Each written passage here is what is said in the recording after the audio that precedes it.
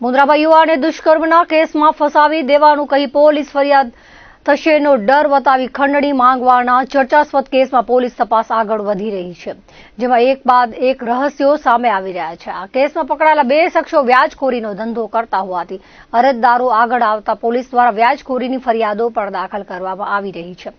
Mundra police સ્ટેશનમાં થયેલી અરજી પ્રમાણે જે બાબતની આરોપીઓને જાણ થઈ હતી તે પૈકીના મુસ્તાક અલ્લા રખિયાએ પોતે કચ્છ ઉજાગર ન્યૂઝનો સહતંત્રી અને પત્રકાર હોવાનું કહી અરજી મીડિયામાં ન આવે અને ફરિયાદીને રેપ કેસ અને પોલીસની બીક બતાવી સમાધાન માટે આરોપી મોહમ્મદ શકીલ યાકુબ દુઈયા અને વકીલ M.H. ખોજા કરાવી આપશે તેમ કહી શકીલની પાવાપુરી ખાતે આવેલી સહારા ફાઇનાન્સ નામની ઓફિસે ગયા હતા.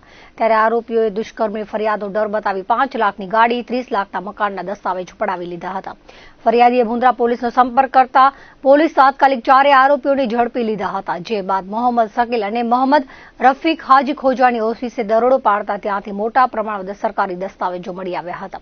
રોકડાની સાથે કોરા ચેક, સ્ટેમ્પ પેપર, જમીન વેચાણના દસ્તાવેજો, હાથ ઉછીના પૈસા આપ્યાનું લખાણ, મિલકત કબજો, હયાતી હક, વસિયતનામા, પાવર ઓફ એટર્ની, જમીનના દસ્તાવેજો સહિત સેંકડો દસ્તાવેજ મળી આવ્યા હતા, જેનાથી પોલીસ પણ ચોંકી ઉઠી હતી. આરોપીઓએ બીજા ગુનાઓ આચર્યા હોવાની શક્યતા છે.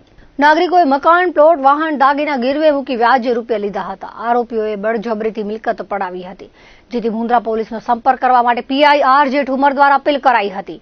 જે બાદ મુન્દ્રા પોલીસમાં વ્યાજખોરીની 3 ફરિયાદ દાખલ થઈ છે. વધુ એક ફરિયાદ દાખલ થઈ છે. ફરિયાદી આશિફ બિંજારાએ સંતાનની સ્કૂલ ફી અને બીમારી માટે 10% વ્યાજે 2.5 લાખ લીધા હતા, જેમાં આરોપીએ કોરો ચેક લીધો હતો અને ભાઈના મકાન પર 14 લાખની લોન કરી આપીને રૂપિયા ચૂકવ્યા છતાં વધુ 10 લાખની ઉઘરાણી ચાલુ રાખી 10 લાખનો ચેક બાઉન્સ કરાવ્યો હતો.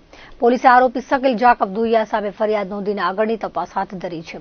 પોલીસે ખંડણીના કેસમાં પકડેલા 4 આરોપી મોહમ્મદ શકીલ યાકુબ દુઈયા, મોહમ્મદ રફીક હાજી ખોજા, હિમાંશુ નવીનભાઈ મકવાણા અને મુસ્તાક અલ્લા રખિયા હાલ અને કોર્ટમાં રજૂ કરતા 5 દિવસના રિમાન્ડ મળ્યા હતા. આરોપીઓએ અત્યાર સુધી કેટલા ગુનાઓને અંજામ આપ્યો છે, કેટલાક વ્યક્તિઓનું શોષણ કર્યું છે તે દિશામાં તપાસ ચક્રો ગતિમાન કરવામાં આવ્યા છે.